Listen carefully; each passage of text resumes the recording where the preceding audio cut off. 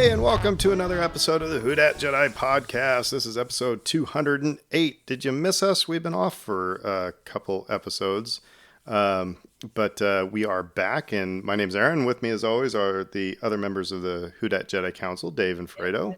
How you doing, guys? Hey, doing okay. Well, hoping that everybody's recovered from having Mark Hamill and Harrison Ford and Anthony Daniels on our last show that nobody will ever get to hear. Hello there. Yeah, because Aaron deleted it. Yeah, we had a really awesome episode. We had so much fun with it, and then somehow I deleted all the audio. So that's just what happens. But I think, don't take by the way, responsibility, Aaron. by the way, guys, sign an NDA. I have an idea. I think what we should do, because we've been doing trivia, and we'll do trivia tonight, but maybe let's resurrect what we did for that episode, and maybe for the next couple weeks we could just do one round of Kiss, Marry, Disintegrate instead of trivia, just for a couple weeks, just to have some fun. So I don't know. Bring some of that back, but like with different categories, maybe. I don't know. Yeah, different categories, but the other thing is, I don't know if I'd remember everything that you guys did. I can't remember what shoes I wore 2 days ago. So let's be honest. Between that episode and this, we've had one major natural disaster, been on the road, whole bunch of personal and family dynamic issues. Went to Disneyland. Oh my heavens! I'm so off. It's such an awful life. I went to Disneyland. Hey guys, tonight this isn't a video podcast, so they can't see your lightsaber lighting up, and but I will say that episode that you lost, you missed a lot of funny jokes. There was a lot of blue comedy in that one, so double entendres aplenty. But no, so tonight, however, like I said, I was just making fun of Fredo, but one half of our episode is, well, maybe not one half, but one portion of our episode is going to be Fredo's report from the planet Batu. He was in Los Angeles and got to go to the California version of Galaxy's Edge and did all the things, saw all the things, and so we're going to get his perspective on that. And the other thing, I think I surprised Dave with the other topic. I think you were pleasantly surprised because, I found myself, it was one of those things where, TNT or whatever is playing Star Wars all the time. It's either that or Marvel. They should just change the name of that channel to Harry Potter, Marvel, Star Wars. But anyway, Attack of the Clones was on, and about midway through, and I just found myself really enjoying it. And I was like, yeah, let's just do it. But I, with the caveat is that there's stuff in Attack of the Clones that I don't like. And so I was like, well, why don't we do, 3 really awesome things about Attack of the Clones? Because I was just like, from where I started, it was like, this is great. And then one meh, that just kind of like a take back type of a thing. So, so we're going to talk about Attack of the Clones, which is kind of funny because it's Dave's favorite of the prequels, or is it a favorite of all of them? It's not. Well, I mean, no way. But you know what? The thing is, I have so much appreciation for that movie, and then so like I love that you suggested this topic. And it has so many issues and warts and problems, but I always liken it to that 1998 season in Major League Baseball with the home run chase. Oh, was it Mark McGwire and Sammy Sosa? Okay. Yeah, okay, Mark McGwire, Sammy Sosa, and it was just home run, strikeout, home run, strikeout. And just, you never knew what you're going to get. Every at bat, it was either all or nothing. And there's just something compelling about watching something Sounds like high school. That. Sorry. Well, that Attack of the Clones is kind of all or nothing for me. It's like it hits home runs and it strikes out. So It'll be interesting to see what we talk about here then. And I think yeah, we could do this actually with all the movies, honestly. Just as, but because yeah, we always talk when I was observing teachers. It's like, and you give feedback. You don't just hit them with all the cruddy stuff. Give them a couple, three things that they do really well, and then when you talk about the one thing that they need to work on, it's still you're being honest, and it's but it's easier to digest than just bombarding something, because they're all fun movies, they're all good movies, but there's it's we need to be honest and say there's some things where it's just like for example, this is not my meh, but one of the things that bothers me in that movie, just an example, is R2D2 walking up the stairs while they're walking to Padme's lake house. I mean, they spent a lot of money going, oh crap, we just filmed this in Italy, and it's like, how are we going to get R2 up and down the stairs? So anyway, but we'll save that for later. So yeah, so I hope everybody here that it's in New Orleans, the Gulf region here, was okay with Francine. So yeah, and apparently we got a couple more disturbances in the Gulf right now, so hold on to your butts, folks. It ain't November yet. But when this comes out, if you hear this before, I'm going to plug my gig here. Let's see here, the 21st of September.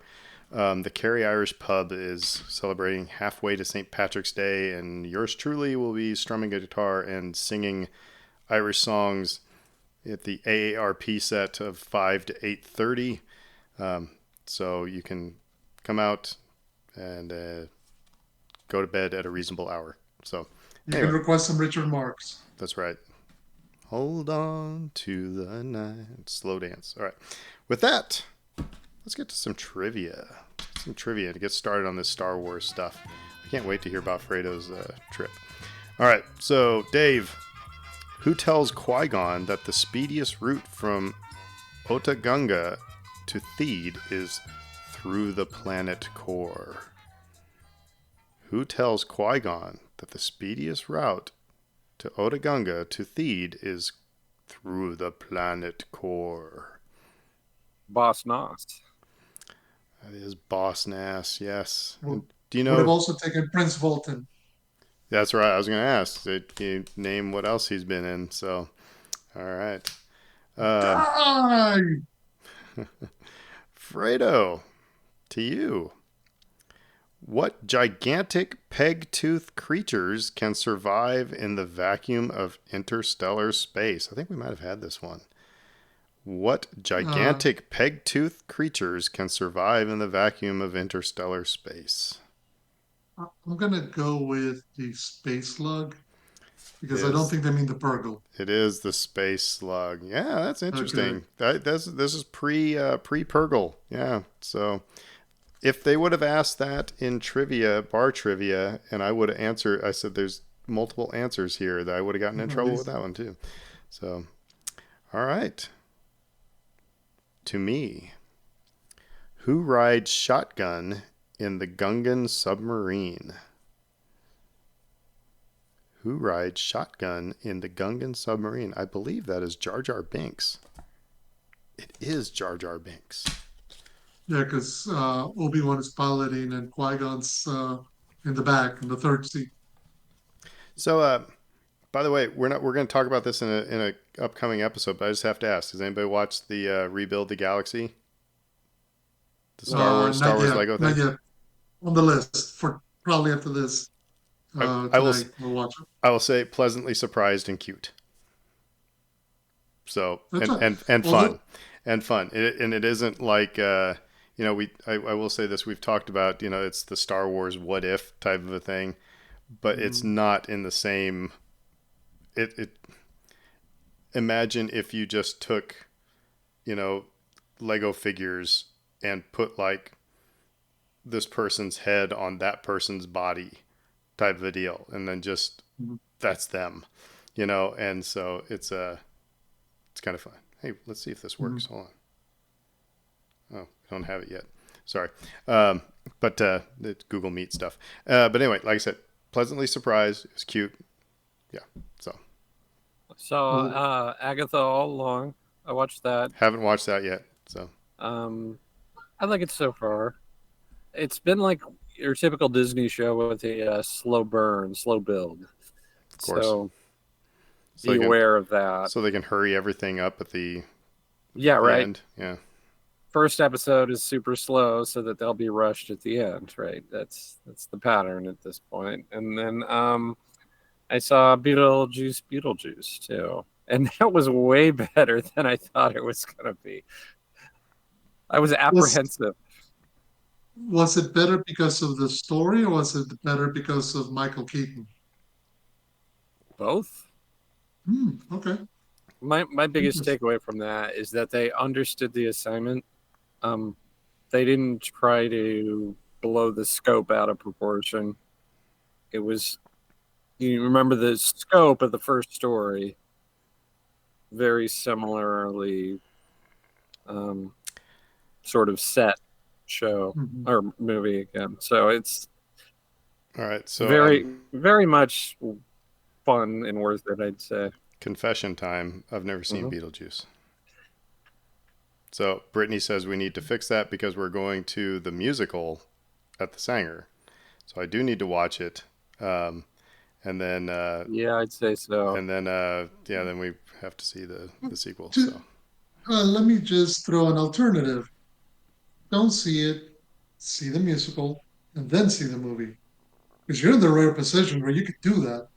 Yeah. Most of us who grew up in the 80s did get, have seen the movie, whether at the so theaters or so the the musical might not endless. piss me off. Is that what you're saying? No, no. I'm just wondering if the experience will be significantly different from you than, say, Brit, who I'm guessing has seen Yeah. Hmm. Beetlejuice. Yeah. So I wonder how that difference, how would that impact your So understanding, appreciation, enjoyment it's of the interesting. musical. Um, Harry Potter and the Prisoner of Azkaban was the first movie that I ever saw where I read the book first. Mhm. And I've never been so upset with a movie in my entire life, except for Caddyshack 2. I For was different reasons. I was so upset because it's like, why did they change this and why this left out and why wasn't that there? And Brit's just laughing at me because that's been her whole life. Because Yeah. she's a just reads and reads and reads. But that was the first movie I ever saw where I read the book first, and I just was so mad. And then yeah, so anyway, um, cool. Well, trivia's over. Let's get to our news for the day, and we have some sad stuff. Yeah, we'll start off with, it's not really news, it's about 10 days old, but we should begin by acknowledging the sad passing of James Earl Jones, star of stage and screen, who passed away on September 9th, so about 10 days ago, at the age of 93. And yeah, I mean, obviously, Star Wars fans, Star Wars, it's Darth Vader who passed away. Apology accepted, Captain Nita. But it's not just that, it's you're talking somebody who won an EGOT, who, I mean, we're talking, he did everything from Stanley Kubrick to Disney, who you can name, I mean, you can name lead performances, secondary performances as supporting roles, cameos, voice acting work. I mean, he did it all, and he was always amazing in all of it. So, yeah, unfortunately, he did pass away this month. Three things. Is there any other more recognizable voice? I mean, just Mm. it's I mean, whether it is Darth Vader, or Mufasa, or CNN, or just when he's in any of the movies, it's just his voice. I mean, some actors, you close your eyes and it's like it could be this or that, and you'd have to take a guess. But when you heard his voice, it was just so recognizable. But maybe it has something to do with, I mean, Darth Vader was a big part of me growing up. I don't know. Second thing, have you guys ever seen the Big Bang episode where Sheldon's trying to get him to, Sheldon's hanging out with him all night? Hmm. That is such an awesome episode. That's the funniest you'll ever see James Earl Jones. But the second thing that was interesting about that is that was the first time that Carrie Fisher and James Earl Jones ever met. Yeah, because they were both on because that episode. right, because that was David Prowse was on the set with her, and James Earl Jones was in a studio, another recording studio, doing his lines. Yeah. So they never acted against one another till that point. The third thing was my favorite. I think my favorite James Earl Jones moment was in Field of Dreams when he and Ray Kinsella meet for the first time, and he's like coming at him with a baseball bat and everything. It's just, oh god, it's that's a hilarious scene. So um, he's good in that whole movie. So Mhm. anyway, I always say my two like non Star Wars, because I mean obviously I mean, we're talking for us, he's the voice of Darth Vader. For a generation later, he's the voice of Mufasa, and that is as iconic as it gets. But interestingly for me, like I always think of him, I think of Thulsa Doom, the villain in Conan the Barbarian, which is such a 180 from all the other roles he did. I mean, he played villains, but this is like an out and out bad guy. It's always interesting. And then I always think of this tiny little cameo he has at the end of this early 90s movie with Robert Redford called Sneakers, hmm where he's like the head of the CIA and he's supposed to bring back this decoder. And he gets uh, kind of like forced to pay a huge ransom by the team that he put together. And him and Sidney Poitier and Rob Redford, you're like, that's a heck of a actors room right then and there. Him, Sidney Poitier, Rob Redford, Dan Aykroyd, David Strathairn, even River Phoenix. You're like, okay, to just be in that room would have been awesome. But it's a great little scene. yeah, and I'm also it's funny anytime that they, for example, in the special edition of Empire Strikes Back, when they have the new Vader scenes, like, you know, alert my Star Destroyer or whatever, you can tell that is not James Earl Jones. You can tell that is somebody doing a Darth Vader impression. That's why, and I'm, it's controversial, but I'm glad that he basically signed over the rights of his voice so that future iterations of Darth Vader will, because like what they did in Kenobi, will sound, you know, the way it's supposed to. And I think that's a very gracious thing that he did. So They anyway, probably paid him a lot of money for that too. yeah, well, can be gracious and, you know, earn money too. Yeah, So yeah. I think everybody won in that yeah, situation.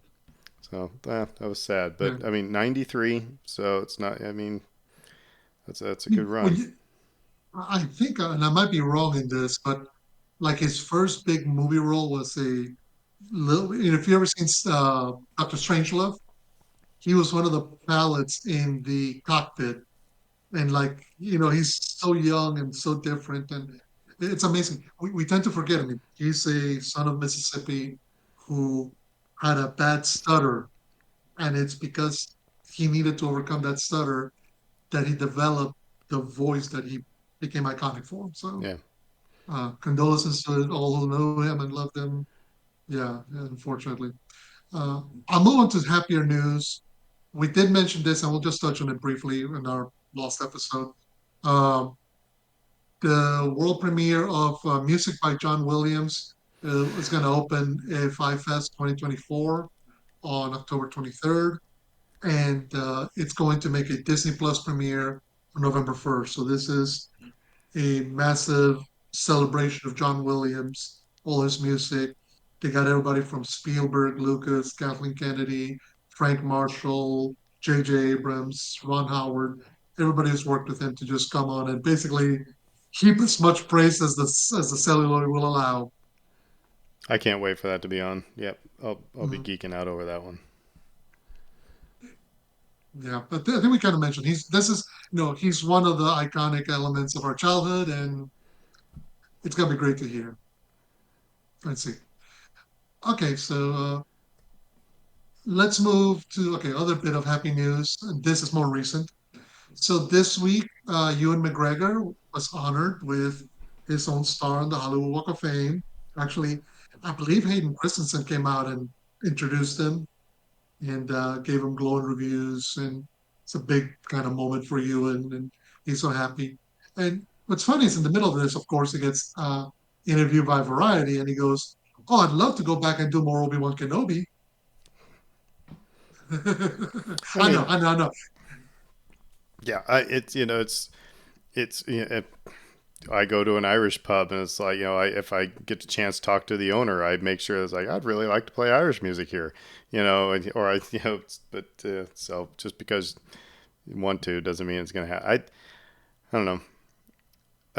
Well, I'm here's torn. the I'm torn on that. I mean, again, I'll never say no to more Star Wars, but I just really like the way that they left the end of that episode, where or of that series where he meets Luke and then and then sees Qui-Gon.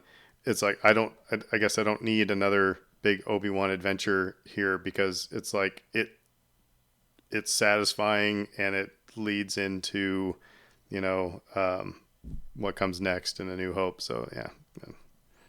so now let me ask you a question, because now I mean Ewan's played this role far longer than Sir Alec Guinness did. Is Obi-Wan Kenobi Ewan McGregor, or is he Alec Guinness, or do you differentiate? Um, that I mean, you're right. I don't. It's almost like they're the same person to me. I mean, it's like looking at a picture of my dad in his 20s and remembering my dad in his 70s. It's like, um, so yeah, They blended it. They blended the two actors together really they well, did. I thought. And again, that's mostly a credit to Ewan. Well, casting Ewan in the first place, but then his performance. And like gun to your head, you got to pick one. It's Ewan as of Attack of the Clones. By the end of that movie, like, yeah, that's his character. Hello there. Yeah, and that's what's interesting, because I've heard people do, well, Ewan is Obi-Wan, but Sir Alec is Ben Kenobi. Yeah, but I mean, Like it's almost like they separate the two, and I'm almost like that almost kind of sort of feels like uh, cheating, because clearly by a return, he's called Lucas calling him Obi-Wan. He's not calling oh, him Ben. the one who's played him more is James Arnold Taylor. Honestly, that's probably a lot of True. people's Obi-Wan. The Hmm. people who grew up the Clone Wars. I mean, um, True. he's probably done it the most, but I mean, they're all just kind of resembling each other. I mean, everybody's just trying to make sure that they fit with the Alec Guinness. So, but yeah, The was it Twin Sunsets, the episode of Rebels? twin sons. Twin Twin Sons. Suns. Mm-hmm. Yeah. Um, I don't know. I thought Sunsets because, like, well, he dies, right? But Maul does, yeah. spoiler alert. Um, but yeah, that was I think that was James Arnold Taylor No, doing that it. was Stephen Stanton, I That was think. someone else, Yeah, it was even someone else on that one. That was a really good Alec Guinness, old Obi right? Wan. Yeah. But like almost a blend. Like it wasn't strictly Alec Guinness. It was a bit. There was a little bit of the earlier Obi-Wan in there too. So um, it's like, okay, that's my favorite Obi-Wan performance right there. It's like that one was good. All right. Okay, so Next let's up, just in time let's for Christmas. just in time for Christmas, and I hope you've been saving your gig money, Aaron, because this week was announced that you can set sail to the Great Pit of Carcoon aboard Star Jabba's sail barge, Lego. So yes, it's officially been announced that the next Ultimate Collector Series edition model from Star Wars is going to be Jabba's sail barge, which will include 11 minifigures, including the illustrious Jabba the Hutt, Princess Leia in her slave outfit, because I have to make the distinction, Bib Fortuna, C-3PO, Max Rebo with his Red Bull jet organ, because he ain't never missing no gig, man. Uh, Salacious B. Crumb, R2D2 with a tray of drinks, and then several other cast and characters that were aboard the sail barge. It's supposed you can pre-order it starting on October 3rd for Lego Insiders. Comes out that first week of October, October 6th. it will come with the low, low price of $499.99 plus tax. So, and it's 3,942 pieces. Now, I did tease this year. If you purchase Jabba Sailbar for $500, the gift with purchase is Luke Skywalker's Return of the Jedi lightsaber. So you get the lightsaber from Luke, so you can build as a Lego, but you can only get it if you purchase Jabba Sail Barge. They're not selling it separate, which I feel is a bit of a shenanigans. A, I don't have room for Legos. Trust me, I know you run out quick. Um, B, it's this is a kind of a tangent story here, but Steven, who was a friend of mine who was on the show before, we talked about the Galactic Star Cruiser.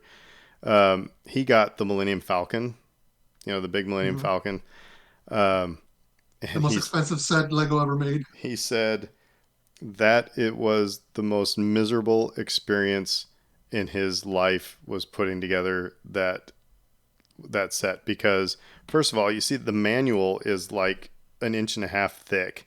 He said, second of all the pieces are gray. All the pieces are gray. So it was just the most miserable experience putting it together. um, I will say, as I'm going right now, I'm putting together the Lego Jaws set, the Orca. That one is just shy of 1,500, three pieces shy of 1,500 pieces. So it's 13 bags. I'm willing to go up to 2,000 pieces thereabouts, and that's about my limit. Because don't get me wrong, it's a great little hobby, and you spend time and you can sell out. It can be quite draining. I don't know how people build that one or the Venator or the Star Destroyer, because it really is bag after bag of gray peas that you just got to stick together. Now, uh, I did see some of the Dark Falcon that came out with Rebuild the Galaxy, and they do build little kind of nooks and crannies for fun stuff. But like, there's a set limit on how much I'm willing to both spend financially, but also spend uh, putting pieces together with my fingers before my fingers go numb. yeah. Well, Yeah. yeah. It's funny because the Hasbro um, the HasLab thing where they did the cantina. Hmm. I was that close to ordering it, but then I was like, I have no place for it. I have no place for it right now. I'd have to move my drum set, so I could have something to set it on. And so that's where I'm at right now. Is that um, I'll Yeah. have to Most of start the, getting rid of things to get new things. But then it's like, really, do I really want it? Do I really need it? Um, the things I've really enjoyed collecting are the things I think we're going to start talking about here in our next segment because Fredo went to Batu. to Um, West, yes. so I just want to hear how that went because Dave's been to the one in Florida. I've been to the one in Florida, um, and they're carbon copies. But however, Disneyland I think has more characters, which is kind of cool. But anyway, I won't step on it. Just tell us your experience. You don't have to tell us the whole Disneyland experience, but just the Batu part. Okay, yeah. So let me start off by setting the stage. It was the weekend of the highest temperature point Anaheim has had in quite a while. The day I went, there was 105 degrees, and they just had the half marathon running before that, where I believe unfortunately somebody did pass away. So I was there for a rope drop. I knew that my first goal was Rise to the Resistance, get to it because I had Lightning Lane Pass so I could get into Smuggler's Run. But unfortunately, we get there and right at rope drop, you get the alert on the app, Rise is down, which is going to become a running gag. So I was like, okay, the heck with it. Just get to Batu, get on Smuggler's Run. And I already had made a reservation for August Cantina. I made a reservation for Sandy's Workshop. I kind of knew kind of what I wanted to do. So I get there, get in there. And one thing I'll say is it's a big park, but they do an excellent job with their sightlines. When you're inside, Batu and inside Galaxy's Edge, you don't get a sense of Fantasyland or Adventureland, which are the next two lands connected to it. It's you are in Batu, and they do a really good job as you go underneath the arch of putting like a little bit of music and making you feel like, okay, you're crossing the threshold. Well, So and that was what's cool. yes, and Hmm. what's cool about the one in Florida is that because you're moving from like what looks Hmm. like New York, you're in kind of Muppets area, Hmm. and the tunnel, it goes from subway tile and it starts to morph into rock. Rock. Hmm. And so it's like, yeah, it's like you're going through a time capsule. It's really weird. And it's really well done. Yeah. You're right. And the music, the way they, you don't hear, if you're coming from Toy Story Land into Hmm. Batu, it's not abrupt. Everything just kind of mushes into each other. And then suddenly you're in It, Star Wars. Yeah. yeah, it dims and then it picks up, and next thing you know, you're there. And obviously, being there first, you just get, hey, there's the Millennium Falcon peek out moment, and hey, there's Chewie right there, and there's the cast members helping you take photos with Chewie. There's R2D2, and just okay, your mind begins to kind of go short, no, short. But okay, so I get on Smuggler's Run. Now, first time I'm Smuggler's Run, I'm there with because I'm just me. It's me, a couple, and a mom, dad, and a little girl. Surprise, surprise, mom, the mom and the little girl get to pick this pilots. And I'm like, surprise, surprise. Okay, so we get on the ride. I am normally not one for rides that kind of twist me and turn me, but I had no problem with Smuggler's Run. It was fun. It was like playing a more advanced version of a video game. Like if you ever play one of those first person video games where you're piloting something like Rogue Squadron or Squadrons, it's just like that. Do you So I remember? was like, Do you remember the original Star Wars game that was like very two the Atari dimensional? one? I mean, very but in the arcade sometimes you would have the stand up, but if you're lucky, you had the sit down, so you were like Yes.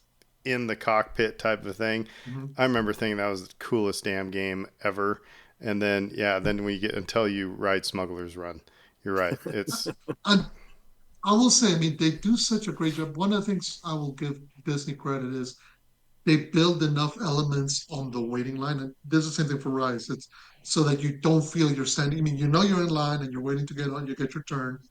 But like when you get to uh, the main hall or the main deck where you have the Jarek board and Han's station, and you're just like, yes, I want to sit down. Yes, I want to take my photo. All this, but you're moving so quick. So we got in there. Okay, would probably I was a gunner my first ride, so I'm shooting the heck out of all the Tie Fighters and whatever. And it's a good ride. It's a lot of fun. I am kind of surprised we haven't gotten live action Hondo Naka yet. I'm hoping we'll get him soon. After that, okay, I'm like, okay, sounds good. I know I want to come back and do this ride again because I want to do this thing. I just decide, okay, just kind of walk through the land, and then um, the app alerts me. Rises up, it's an hour wait. I'm like, well, I'm here for this. I am not leaving without riding this ride. So I get on the hour-long ride, which they have fans outside to help you, and it's cool inside. And Disney was pretty good about, okay, you get your water in and get going.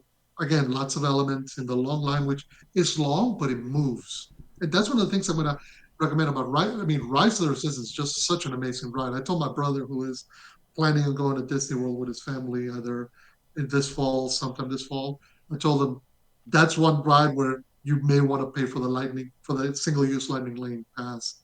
Because if you want to hit everything, you don't want to be in that long line, but it's so worth it because you're just going to enjoy it. And I will say I had a blast. Rise is totally deserves all these platitudes. It is as immersive as you can get. I mean, they get all the cast, the from the combination of the live BB-8 to the hologram Ray to um, the lieutenant. What's his name? The son or grandson of oh, Admiral. Beck. Yeah, Yeah, Lieutenant. Beck, Lieutenant Beck, his animatronic with Nib. And again, they do a good job of blending all these elements so that you're always in action, you're always moving, and you don't feel like you're standing waiting, which is what you're really doing. You're waiting to get on that ride once you get freed by the resistance, and you're trying to navigate your way out from the Star Destroyer. That's the ride. They build it in such a way that you always feel from the moment you hit that muster meeting with Ray and BB-8, that you're on the ride. You are because going along. because Dave went right when the ride came out and they had the virtual queue and everything like that. You guys didn't get to ride it. Um, I I'm going to propose, and we can don't say yes or no right away, but I think we should do a Who Dat Jedi podcast field trip to Batu sometime, so you can ride that ride, Dave. You Um, need to. You need to, Dave. You need to. we split Well, the The cost of a hotel room, and it's like, and we go play on Batu and then come home. So think about it. Anyway, so only problem is Dave's gonna. The moment Dave rides this ride, he's gonna be like, "I need Nate with me. He needs to be on this. Trust um, me." That's the one. The other thing I told my brother is like, 'cause when I told him is my nephew's gonna love the heck out of this ride. It is fun. well, it's Again, and you know the other thing I thought while I was writing that, Aaron, this is in some ways what Star Wars Prison should have been, because this is just the right amount of immersion. It is immersive. You feel like you're taking part in the story. The cast members are amazing. The animatronics were functioning today, which is one of the reasons. Later on during the day, the ride was down for much of the afternoon. So I don't know if it was the heat playing with the animatronics, it was some issue, but the ride was down after I rode it for like 4 or 5 hours, which is a lot of a day. But it was immersive enough. You felt like you were part of the Star Wars story, and by the end of it, you just like, let's go again. So, but which I did do at the end of the day. The last thing I did before I left Disneyland was march my butt right back. Instead, the line was down to less than 15 minutes, and we sailed right on through, and I rode it again because I needed to. that is the thing that Disney's getting better at, is making you not hate standing in line. I mean, when they like Guardians of the Galaxy, it's the same thing. Tron a little bit, um, but when you put things, it kind of started with Seven Dwarves Mine Train in Orlando. It's they give little interactive things to do, you know, Right. um, and but like I said in this, that you're you're being kidnapped by the First Order, and it takes you about 5 minutes to realize, oh, this is just, we're still standing in line, but this Hmm. is fun standing in line, Right. because Like, they're telling me to go stand over here and now get in your cell, and then play a little video, and then so they're doing a good job. It's like designing these rides to, like, okay, people are going to be standing in line for an hour or more. Let's make about 30 minutes of that enjoyable, you know. and I will say, I mean, like they put so many elements. Like we were okay running to get to the shuttle, and hey, there's the Poe Dameron sex swing with BB-8. I want to stop and take a picture of it. No, you don't have no time. Let's go. Or they do a good job of building in all these elements so that, again, one is immersive. It's sufficiently immersive so that you feel part of the fun, but it's also moving you at such a pace that you don't even think you're standing in line. I think the most that we stood in line, that I felt it was the second time, when we were standing in line to wait to get onto our cells, Now, because that was towards the end of the day, and the ride had broken down of time. So anyway, I ride with other assistants. It's a blast. I come out. I decided to walk back to bed too and kind of just meander about. I did go to Doc Hondar's. I did purchase an extra Kyber crystal because, well, and then about that time, it was time for my reservation at Olga's Cantina. So they give you the choice now. Obviously, because I mean, there is such a demand to get into Olga's. I didn't get my reservation till that morning, and they're only giving you breakfast and early lunch. Like all the afternoon reservations, I don't think they even unlock those till late in the day, because you still can't stand in line and sneak in if there's space. Um, and really, at first, they were like, okay, you can sit down as a solo person with this big family, or you can stand at the bar. And I'm like, I'm in a Star Wars cantina. I'm standing at the bar. yeah, right. Come on now, come on now. That's what you have. That's what you would do. You stand at the bar and you order your drink. So I order the Yub Nub, which is one of the alcoholic tiki drinks, which comes with, and I did get it with the tiki mug, which I'm holding right here. So if you get it without, it's only like $18. If you get it with, it's like $48. So But you or get a no cool tiki mug, but little worth it. keepsake. Well, that's the thing. It's and they've added they've added the, they had the porg, which is the non-alcoholic, and they have another non-alcoholic, which is the Loaf Cat. And those are mostly fruit juices. They have, obviously, the Rancor Flight, which I was so disappointed that we don't get the Rancor teeth in the elemental lightsaber. But anyway, I'll move on from that. So had fun, kind of swung around the shops, kind of took a look at the first order shop, kind of kept picking up and putting down the Sarlacc, the card game, Sabak. Sabak. Thank you. I was saying Sarlacc, the Sabak card game, because it's probably one of the most affordable souvenirs you can get there at Galaxy's Edge. Everything is Disney priced. So from then on, okay, I had a reservation for Savvy's for 7:30 because from our discussions with between you, me, and Scott, Aaron, I was already like, I don't want to be carrying that lightsaber all day long. I want to be able to get it towards the end of the day, carry it for a little bit. Nerd. Oh, sorry. It's not even that. It's not even that. I don't care You'll be about. taking it on I am roller coasters with you, and yeah. not carrying it all over the place. I mean, trust me, it's not heavy, but you're well aware. I mean, I've already kind of sort of worn a Oh, but bit of they're hefty. I the mean, strap. that's the cool thing about these things that you make. You don't they're solid. They are so I kind of did the rest of Disneyland, went to some of the other rides and whatnot, try to stay off the heat. So about 7 o'clock, 7:15, I got back to Batu, went and checked at the front desk or the desk of Sally's workshop and told me, give us 10 minutes, come on back, okay? So I went 10 minutes, kind of did a bit more shopping, kind of looked around, and then came back. And so what you do is you get to pick. There's the four lightsaber types. You pick your type, and I know I show you guys the photo. I picked the power and control one, which is the Sith one, because The emitter is now so cool. I mean, I have one almost just like that. Yeah, because Well, that was the other thing. Somebody else did. There was only like four of the people besides me building at that hour. They were like smaller groups. We didn't have a full group around the table. Didn't matter. Uh, and yeah, the emitter is just amazing, and it's just really cool. And really, originally when the first came out, I wanted the Elemental Justice with the Rancor tooth. But since now they've changed the Rancor tooth to a Tuscan horn, it doesn't look as cool to me. I'm sorry. So it was between this and the High Republic one, which is the golden yellow, and Mm-hmm. I just went with this one. So it was funny. The guy next to me also picked kind of similar to this one, and I went with the violet, a purple lightsaber hilt. Yep. yeah, there's But see, I think my High that is Republic that one. the is that the new one or is that the first generation one? This is the new one. Okay, So yeah, it's yeah, I think the yeah. I last mean, one I built. So it was funny because during the day I kept texting y'all, I kept texting my brothers, and they were like, "Okay, how much do they cost? How goes the bag, the hill, what else comes with?" Because one of my brother in Chicago wanted to know if I could buy him one for at Doc Hondos, and I'm like, "Look, honestly, I mean, if you look at the price at Doc Hondos for the lightsaber, the carrying bag, the blade, you put that all together, it comes out about the same price. I mean, so it's funny. The ticket And to you missed the Disneyland. experience.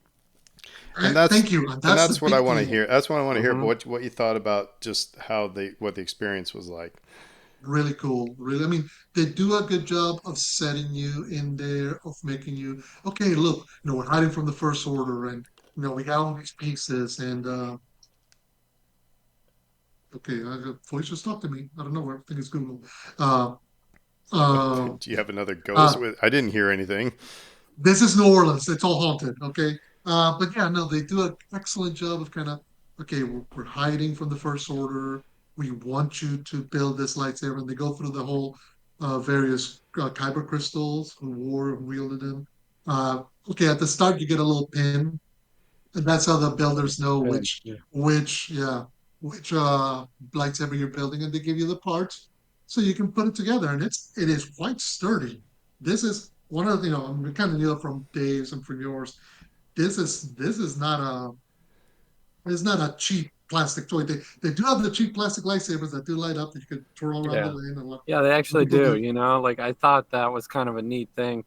Mhm. It would have, it wouldn't have, it wouldn't have passed muster. Like if I'd have tried to Mhm. hey kids, you can have these cheap looking ones.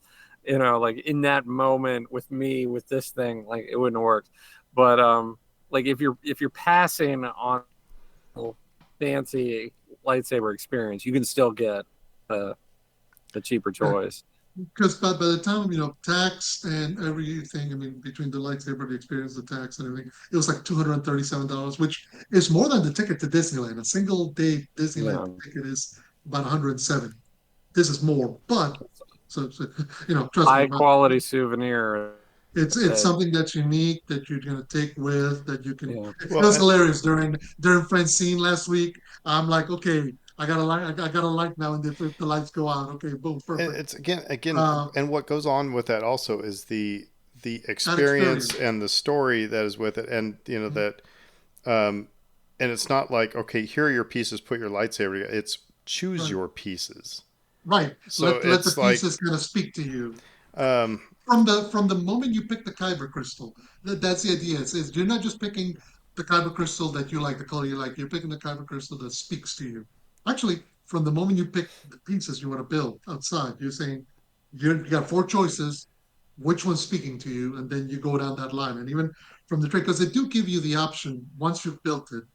If you want to, if say for example, if you're unsure, you want to swap something out, you can at that day only, right after your show and you build, you can go back to the front and purchase the other or as many of the other uh, pieces of the lightsaber hilt that you built.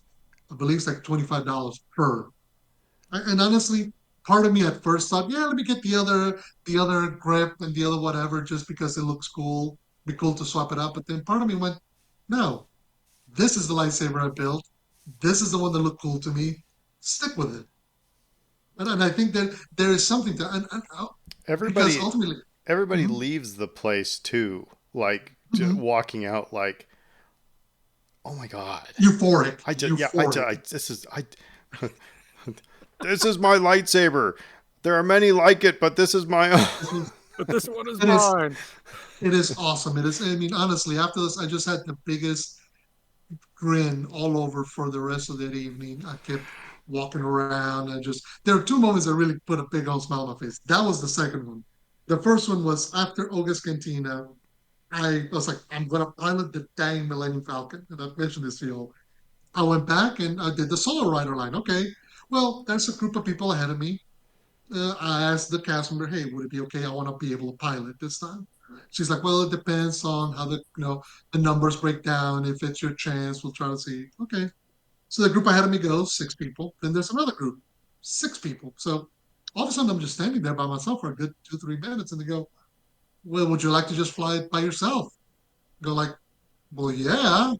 You're giving me a chance to fly the Millennium Falcon by myself.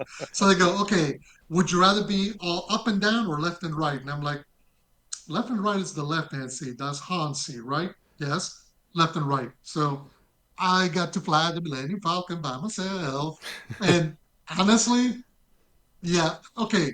The moment you grab the controls to go to light speed, the moment you are like, again, this is a video game at that moment.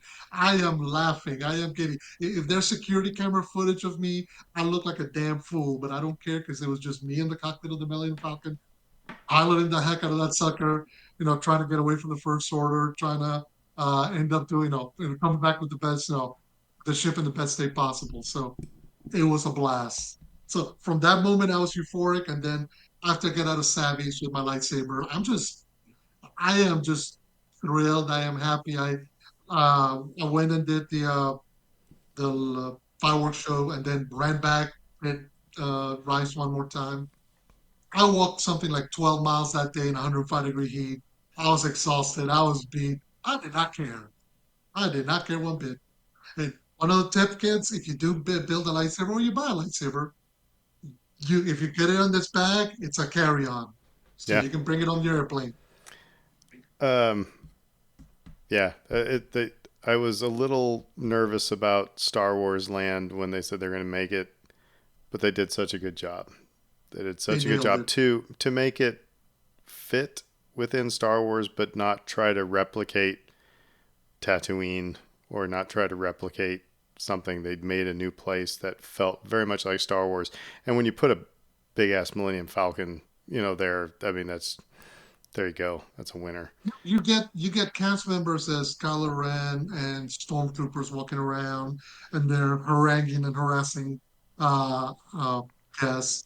You get somebody dresses Rey, so you get Rey and Chewie and R2 kind of around the Millennium Falcon and whatnot. Again, they have done a tremendous job of making it as immersive as possible. I mean, and I didn't even download the app onto my phone and play the games that you can play with your like Magic Keyboard or any of that stuff, which again leads to the immersion for a lot of people. It's totally fun. I mean, I could totally see why people who live in Anaheim or in Southern California, it's like, yeah, I'll pay the $1,000, $1,500 a year pass and just go ride it whenever I want. Well, cool. I'm glad you had a good time. So, like I It was a said, I blast. think seriously, guys, we need to think about it. Who Dat Jedi podcast field trip. Um, maybe we can write it off as a work expense. Who knows? Uh, but We'll just let's walk It's in going like underwritten. painting. but Huh? let's move on to Attack of the Clones. And this is like I said, 3 to glow and 1 to meh. You want to buy some death sticks? You don't want to sell me death sticks. I don't want to sell you death sticks. You want to go home and rethink your life. I want to go home and rethink my life. And I'm going to propose, instead of doing round robin one at a time, how about if we each go around, give our 3 good ones, and then we'll go around again for the meh. Does that work? Yeah, and I propose I go last because I have like a million things to say. Of course you do. so- Well, I will start first again, since I always do. So here's my 3 great things from Attack of the Clones. Like I said, it was funny. I remember it was just a conscious thought, just like, this is really good. I'm really enjoying this. And I know I've made the comment before that episode 2 and episode 3 are, they're like if I had kids. I love them, but episode 2 needs to get a job, and episode 3 needs to go back to college. Um, but I found myself really enjoying it, and so I was like, all right. So here's my 3 things that I really dig about it. First one is the story, and not necessarily the individual plot points, but it's such a different story from all the other Star Wars stuff because it's a whodunit. It's not political intrigue. It's not, I mean, a little bit, but it's like I said, it's this kind of mystery that is going on, and I think that was very, that's kind of a nice breath of fresh air. Second thing, this is probably one of the best moments in all of Star Wars, and that's Mace Windu's entrance on Geonosis. The fact that it's Samuel L. Jackson, and this party's over, and he's got a lightsaber to Jango Fett's throat, and it's just that I just love that entrance. And the third thing, which this is funny because I put on here everything from when the Jedi enter the Geonosian arena to the end of the movie. That's all great. My problems with the movie are everything leading up to that. It's and I'm not going to get into mess, but it's like, and that's where I kind of entered when I was, like I said, it was on TNT, and I was like, that's where I entered. I was like, this is really good. This is really, why am I enjoying this so much? It's like, oh yeah, it's because I didn't have to deal with that other garbage that was at the beginning. Because there is a lot, and like to Dave's point, there was a lot of, misses in some of that. So those are my 3. Like I said, I think the story, the whodunit, I love it. Mace Windu's entrance, and then, like I said, everything from when the Jedi land on, and that was also the first time that we saw a whole buttload of Jedi like doing Jedi stuff, and that was cool. Yeah, just reacting to what you said, I think like I came out of the theater sky high. I remember that. Like, it was my first reaction to that movie before I read the negativity, people starting to like downplay aspects of it again, talking about the love story, etc. Before any of that had like seeped into my brain, I came out of that theater like, holy crap! Like, first hour and a half, pretty good, but the last half hour was just, my lord, I love. Yeah, I didn't even put the Yoda fight. I mean, that was anyway. If I had an honorable mention, it's the Yoda fight. And actually, specifically, when Yoda summons his lightsaber from his belt to his hand with the Force, that was just cool. So Dave's going to go last, so we'll move on to Fredo. What are your three awesome things about Attack of the Clones? My three awesome things, and I'm glad that we got to bring this up earlier today. First things prime Obi-Wan Kenobi. This is the movie that I think Ewan McGregor did well in Phantom Menace and channeling Sir Alec Guinness. This is the movie where he actually starts taking over this role and making it his. Because he is smart, he is funny, he is serious at moments, particularly with Anakin. But he is But like the way he talks back to Count Dooku, the way he's challenging things. You could see the character who he is in his prime and how he's going to become I think we need to have the, an the episode about guy. this. We need to have an episode about this because I counterpoint here. He is not like the best of what Obi-Wan can be because as a teacher, he Hmm. is failing because he's so condescending in that whole movie. So Mhm. condescending. But that's If my you watch point. it again, That's the it's point. like, I mean, but anyway, go ahead. No, I was going to say, that's my point.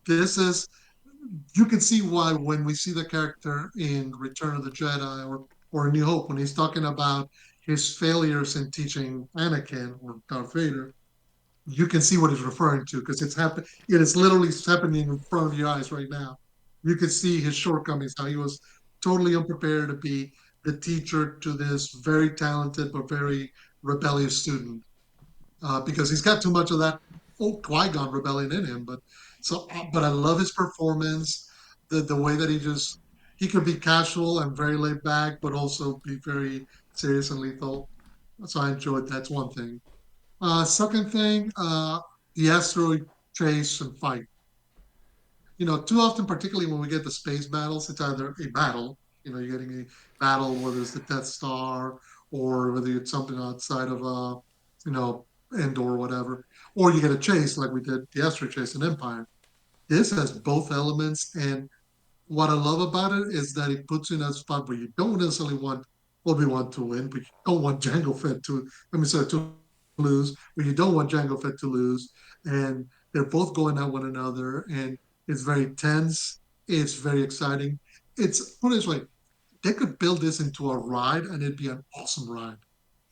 Like imagine being put into the cockpit of Obi-Wan's Jedi starfighter and having to get away from Django while somebody's in the cockpit of Django's ship trying to shoot you down. That'd be a fun experience. But so I just love it. It's one of those moments where it's like you actually get two talented pilots chasing one another in an environment that's trying to kill them. So it's awesome. And my last awesome thing, and I have to say it because I love the man, Count Dooku. You know, we get plenty of the Emperor Palpatine talent, the very mean and menacing. Count Dooku is villain on a different level. He's trying to be your wise and old and sage grandfather to Obi-Wan at the start. He's trying to be all diplomatic and a master statesman to the separatists. And you know that behind all that is all his naked ambition and his power hunger and his desire and the villain that he is.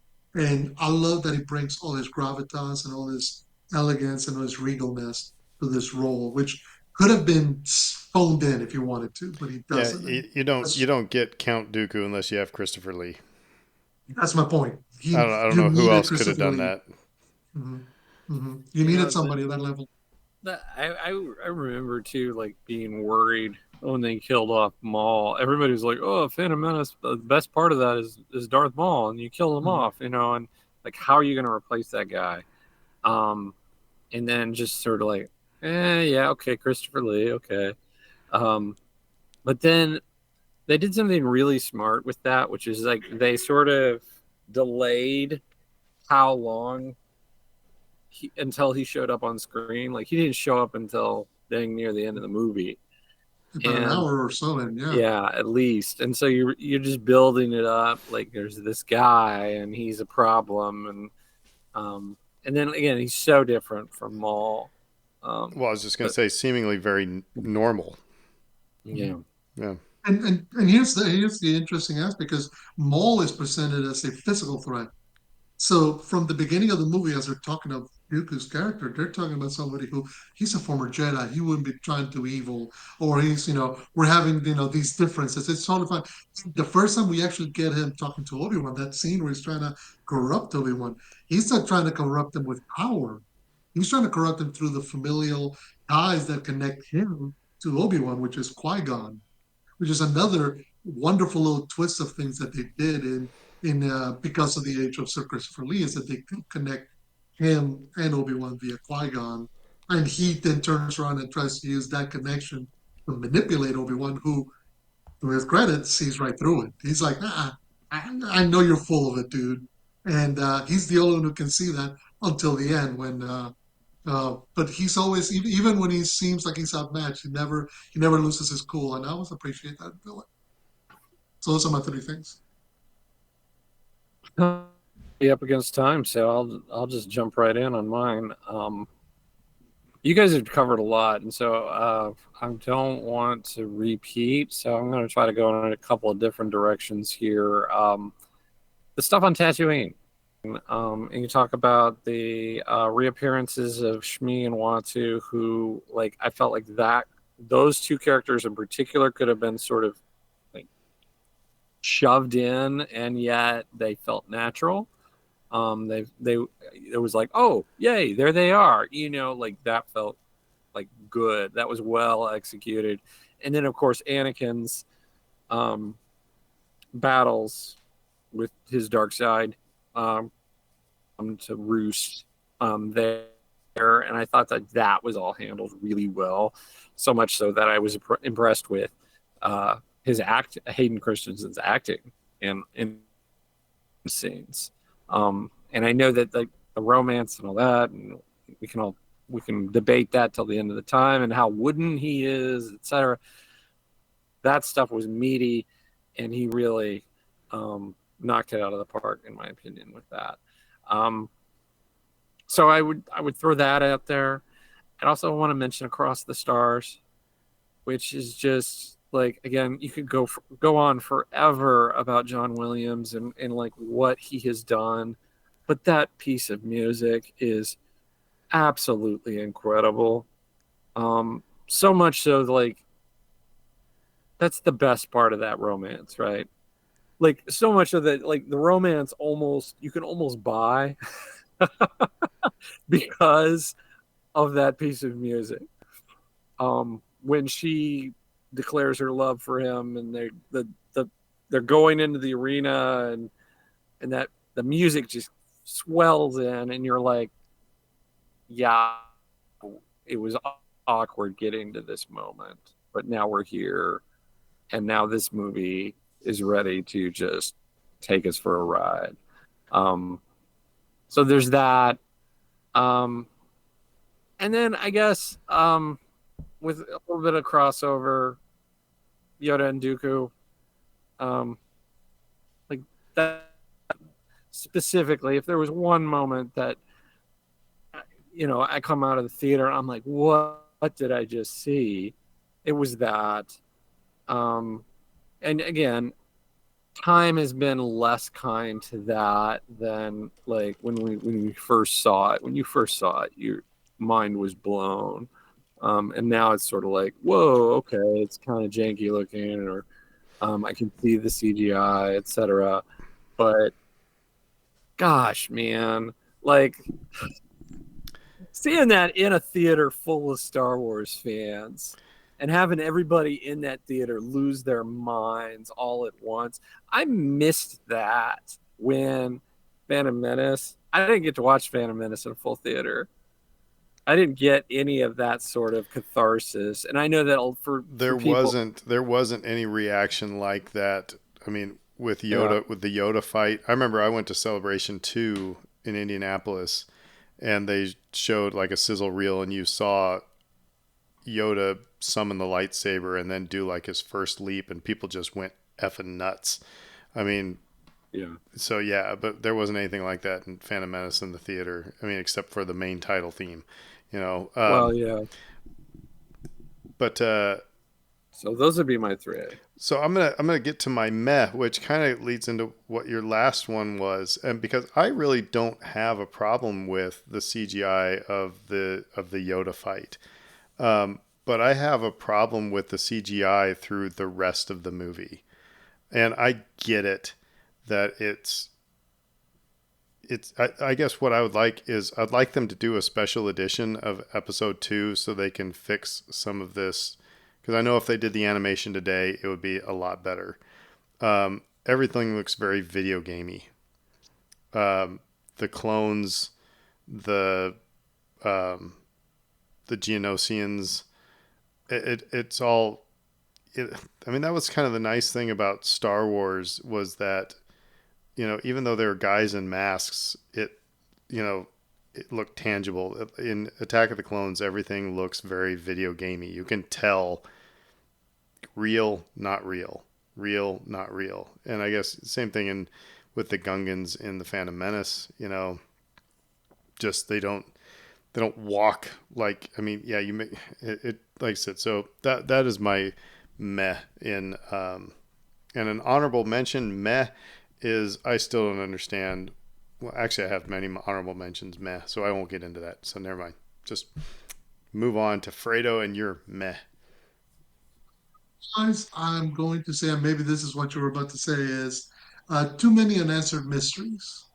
And by which I mean the plot to kill Padme, the whole inclusion of Master Sifo-Dyas, which I know, look, I know a lot of stuff got answered in some of the novels, in Clone Wars and stuff like that. But for storytelling's sake, we end the movie. The movie begins with, hey, there's going to be a key Senate vote. Padme's trying to get there. He gets there. There's literally a bomb on her craft that takes out one of her favorite people, one of her closest friends and confidants is standing in for her. She's dressed as a pilot to hide. And then she gets there, the vote doesn't happen, and then she's got to get out undercover. And I'm like, because people are trying to kill her. And I'm like, okay, but who was trying to kill her? Was it Dooku? Was it Palpatine? Did he change tracks? Did he change courses? All that's kind of left unanswered. And then same thing with the Sephiroth thing, which I always figured, okay, we'll get that answer come episode 3. Again, left for Clone Wars / novels to sort that out. And I'm like, that feels like, because there's such key elements of the plot of what's going to direct everything going forward, I wish you had done a better job of at least tying some of those bows off at the end. My opinion on some of those unsolved mysteries is that Revenge of the Sith, and this is George's fault because he painted himself into a corner. He had too much to do in that third movie and not enough time to do it. And so, like, anything from Attack of the Clones that you were like sort of curious about, like, am I going to get the answer to that in the third? There's no chance. There's no chance at all that you're going to get any of those answers just because he doesn't have time for it. And so Attack of the Clones sort of suffers as a result of that. But yeah, like, I agree with you. Like, the logic of the Jedi just sort of, okay, the clone army, all right, we'll just take them into battle right away without a real explanation as to where they came from and why. And I feel like there's a disconnect in there somewhere, at least for the audience. Like, why would they do that? Like, what information do they have that we don't have as an audience that makes them think we can just do this? That seems unethical. It seems un-Jedi-like. It seems ridiculous on the face of it. But again, that sort of ties in with that whole mystery thing. For me, if I have one main thing above everything else, it's the sand scene. And again, we can all make fun of it and laugh and just, ha ha ha. There's so much meme potential. You get to see Anakin square off with like Sandman now and things like that. But it's such a terrible bit of dialogue. And like, he moves in for the kiss, and I'm like, why would you kiss him right now? It makes no sense to me. Especially because in the deleted scenes, you see him and her like joshing each other, hanging out with her family, and some of Bonding, the and it's not a creepy, not baby, it's creepy cold weird outside thing. moment. Yeah. Yeah, those barriers are breaking down. You're beginning to see why and how they become closer. Um, it's so much better than that. Like, lop that scene off, put the other scene back in, and I think the movie would be like 50% better. But yeah, that's my meh. Cool. I agree with that. Yeah, I agree with that. And really just in general, the yeah the love story was written. It was obviously written by somebody who was divorced. It was just it just it was just it's so clunky. George is not a love story Okay. writer, but anyway. McClunky. Um, so cool. All right. Well, I think we should do this with other movies. And it's just kind of a fun way to analyze them. But I think we did this with Rise originally. Like, we did something Mhm. like this where it was several likes and then our dislikes. So, well, we can do it again sometime. So yeah. let us know what you think about Attack of the Clones. Give us your fun things, your favorite things, and your meh things. Um, but until we see that, we will. The Saints are rolling 2-0, baby. So. And Nebraska is ranked in the top 25. So It's the end of the world as we know it. I'm in the upside down, baby. I'm in the upside down. So I'm going to ride this train as long as I can. Um, but Enjoy it. until we see you next time, we'll say who dat. Who dat? Good up. Everybody have a great week. McClunky.